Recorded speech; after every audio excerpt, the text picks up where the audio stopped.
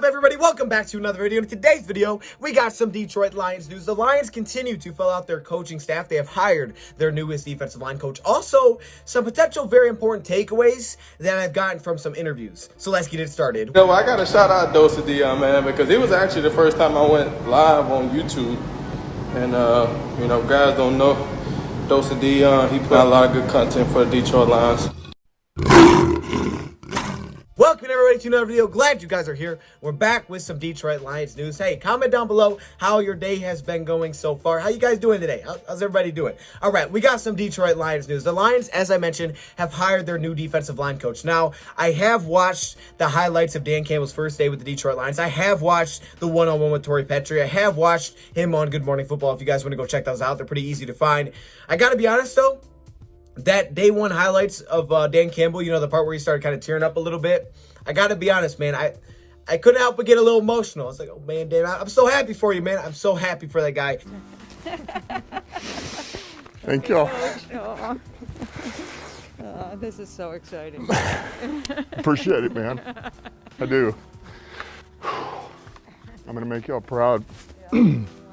We are. That he got the job, but he has been wasting absolutely no time to fill out that coaching staff, and we need to. The defense is getting somewhere. We have hired our defensive coordinator in Aaron Glenn, now our defensive line coach in Giff Smith. Now, maybe pronounced Giff. I don't know. It's Giff. Is it like the peanut butter, or is it Giff? It could be like, wait, how do you pronounce Giff? Is it Giff as in Jiff or Giff? You know what I'm talking about? Like we're on your phone, or, when you put like the little pictures that move a little.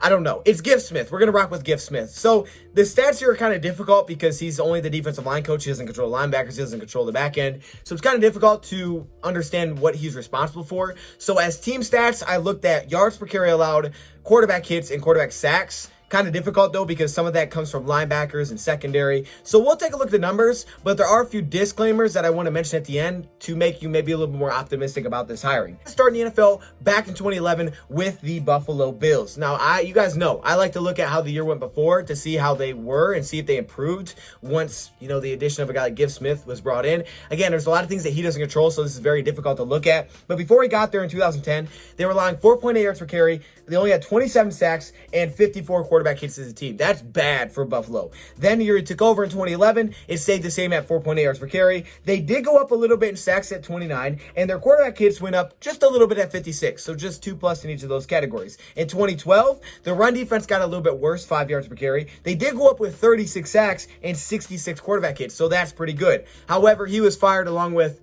the entire Buffalo Bills staff. Okay, wow, Buffalo, you didn't have to do all that, but you did. So then he goes in 2014 to the Tennessee Titans. Now, again, I'd like to look at how it was doing before. So 2013, they were allowing 4 yards per carry, 36 sacks, 80 quarterback hits. Not bad, really not bad. And the year he takes over, again, he's only the defensive line coach, so this is kind of not all him. But in 2014, 4.3 yards per carry, 39 sacks, which is an improvement, a little bit worse than the run defense, and only 67 quarterback hits, which took a little bit of a step back. Then in 2015, his final year with the Tennessee Titans, only 3.9 yards per carry, an improvement, 39 sacks, again, better there, and also 71 quarterback hits, a little bit of improvement for the year before. So not bad. Things did get better. And then most recently with the Chargers. Now, with the Chargers, he's worked with some big names like Joey Bosa and Melvin Ingram, which could be a big deal because Melvin Ingram is going to be a free agent, and some people have already predicted that we're going to sign him. Well, now you get the defensive line coach that just worked with him. Are we talking about a match here? Could we potentially see a match here? I'm not sure. The Lions got guys to pay, so we'll see. Either way, there is a clear tie.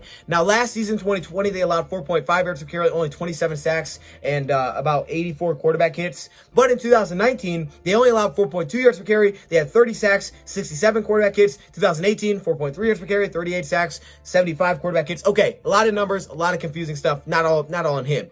But one thing that I have noticed is because he's working with the defensive line, in 2020, their top 4 sack leaders were defensive linemen. Kind of impressive. And in 2019, their top 2 sack leaders were Melvin Ingram and Joey Bosa. He's also worked with Drew Casey with the Tennessee Titans, Hal Williams, who was a very good player for the Buffalo Bills. So he's worked with some good players, that's for sure. Also, Jerry Tillery with the Chargers. So with the Detroit Lions, they needed a defensive line coach. And there's guys that could definitely use some help. You got guys like John Pennicini, who he could potentially help get better. You obviously have Trey Flowers, who's honestly not that old. He's just on a huge contract. Romeo Okwara, who is a free agent.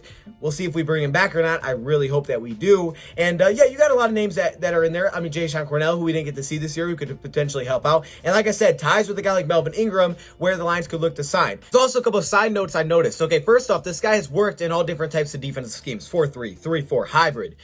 Plus, when he's worked in that 4-3, which kind of goes back to Aaron Glenn thing when I talked about, how he's with Dennis Allen, and we could potentially see some of that. When he's worked in the 4-3, I've also noticed that they've had some defensive tackles that have racked up 5 to 6 sacks. So, going back to Aaron Glenn thing, this is just a crazy random theory that if we did look at a 4-3 type of defense, you could be seeing the Lions rock with that run stuffer and also a pass rushing defensive tackle, which he's had some success with, especially with the Chargers. And then the pass rushers obviously on the edge. I'm just saying, maybe all of it's kind of coming together. I don't know. It's kind of far-fetched, but I'm trying here. But there are some quotes from Brad Holmes and from Dan Campbell that I thought were super important about where this team could be going. So I want to talk about that. What did Brad Holmes have to say? Well, in one of his interviews, he said this. He talked about kind of retooling the roster, and he said the defense will definitely use some retooling.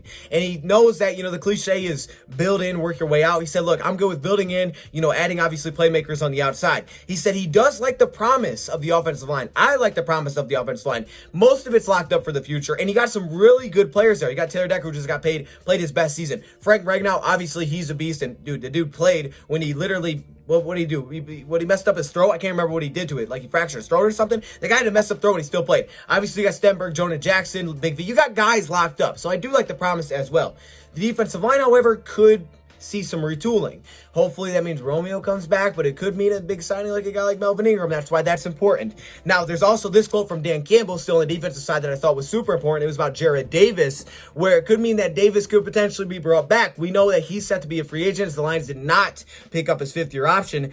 Dan Campbell said this about Jared Davis. You better be ready for him to drop his hat and hit you under the chin. He'll split your chin open and knock your hat off. That's what he said that Jared Davis could do if you're running like an inside zone, east formation, a lead draw. That's what Jared Davis could do. We saw stuff flash with that. I remember that Packers hit this year. Whoa, JD, calm down. But this is what happens. You get new coaching staff, and you're looking at potentially certain guys maybe didn't think would stay around that could stay around. Jared Davis was very stunted. I guess you could say his growth, I think, was stunted because the fact that he didn't get to work with Jim Caldwell, who he was drafted for. He was drafted for Caldwell's defense. Instead, he worked with Matt Patricia's defense, which really wasn't a great scheme fit. So we could see some differences. Like I mentioned, the most recent place that our defensive coordinator, Aaron Glenn, worked with Dennis Allen, who ran a 4-3 defense, which if the Lions went back to that, maybe you see some more Jared Davis. I'm just saying, there's places where these guys fit. And I don't think JD would be super expensive as free agent. I know he's young, but I don't think he'd be super expensive. So you could see a guy like that get brought back, as Dan Campbell spoke highly of him. Another side note with Dan Campbell is, like I said, I watched all these interviews today, but he still sticks to the point there. He's not like a guy that has a certain scheme he wants to bring in offensively or defensively. It's simply about where do we have our advantages, and we're just going to take advantage of those mismatches. He says it's all about matchups in the NFL. Offensively, you got to believe this guy is going to want to run the ball. He's kind of told us that. I can't remember exactly what interview it was, but he basically brought up that, hey, look, we got about like 10 or so turf games coming next year, which is nice. But when you go to Chicago, when you go to Green Bay where it's cold, if you can't run the ball and you have to throw the ball in 30-mile-per-hour winds, you're going to be in trouble. And obviously, I would love to be able to run the ball, take some pressure off of Matthew. And I know that's what the last regime wanted to be able to do as well. So you got to believe that's still going to be a focus. But he did say if we have to throw it 10 times to open up the run, that's what we'll do. It's not like here's our scheme, this we're running. We're going to run by matchups. And which could be exciting because that can mean you can see different looks week by week by week where you're not like, okay, hey, we're going to see the same thing again. How are we matching up? I felt like that was an issue at times. At least through the first like 11 or 12 games when Patricia was there offensively, it was like we seem like we're running the same offense. And if it works, great, because you're playing the right defense. But if it's not the right defense you're going against, it doesn't work at all. And it was like things didn't change until at least Patricia was out of here and Bevel took over. It was not good. It was not good, right? Let's just say that. Have the rushing background to win the games like that.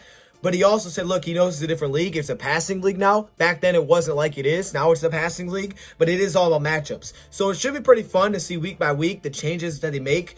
But you can see different looks all the time. Offensively and probably even defensively as well. I mean, we're probably going to see multiple packages defensively, again, based on what's there. Maybe not, though. I don't know. We'll see. But I see a lot of things, being changed up week by week based on what the matchups are, and you're probably not going to see a lot of the, okay, this is the exact same from last week, and we're going to keep repeating that until we get it right. I don't think that's going to happen. There's another guy that you got to welcome to Detroit, and that is a future contract that the Lions have given to a kicker, Matthew Wright, who is the same alma mater as Matt Prater. The interesting thing is that alma mater is, Central Florida, but he entered in 2019 as an undrafted free agent with the Pittsburgh Steelers, and I think it was it Boswell? I think it's Boswell's the kicker for the Pittsburgh Steelers, but he had to come in off the practice squad. He went 4 for 4 and 7 for 7 on extra points when he stepped up in the NFL. And obviously Matt Prater, after last season, who had a little bit of a iffy season where he made 75% of his kicks. Worst conversion rate since the first 2 leagues he's been in the NFL. 75% of his kicks he made.